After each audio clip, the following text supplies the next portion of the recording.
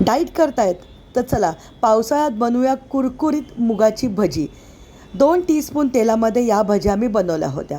इथे 100 ग्रॅम मूग डाळ घेतली आहे, स्वच्छ धुवून 3 तास भिजत टाकलेली आहे. 1 टेबलस्पून बाजूला काढून घेतली आणि पाणी काढून मिक्सरमध्ये ग्राइंड करताना चवीप्रमाणे त्याच्यामध्ये घातलं हिरवी मिरची, आलं, 2 टेबलस्पून घातलेले बेसन. पाणी न घालता बरं ग्राइंड करायचं आहे आपल्याला. त्यामध्ये भरपूर कढीपत्ता, कोथिंबीर आणि एक मध्यम आकाराचा कांदा घातला आहे. 1 टेबलस्पून धन्याची पावडर, चवीप्रमाणे 1 टीस्पून घेतले जिरं, हिंग आणि 1 टीस्पून ओवा घातला आहे. आता यामध्ये 1 टीस्पून आपल्याला टाकायचं आहे तेल आणि सगळं छानपैकी मिक्स करून घ्यायचं आहे. ही रेसिपी मी एअर फ्रायरमध्ये केली होती 180 डिग्रीला सुरुवातीला 20 मिनटं. जर तुमच्याकडे OTG असेल तर 200 डिग्रीवरती करा. मायक्रो कन्व्हेक्शनमध्ये सुद्धा ही रेसिपी तुम्ही करू शकतात. एअर फ्रायरमध्ये मी खाली 5 मिनिट पेपर ठेवले होते आणि छोटे छोटे असे पकोडे करून घेतलेले आहेत. सुरुवातीला 180 डिग्रीला आपल्याला साधारणतः 10 मिनटं याला बेक करायचं आहे.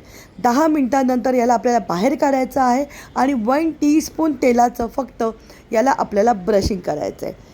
ही रेसिपी फक्त 2 टीस्पून तेलामध्ये तयार होते.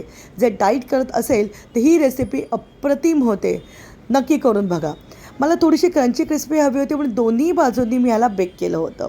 कुरकुरीत अशी ही मुगाची डाळीची भजी डाईट करण्यासाठी तयार झालेली आहे.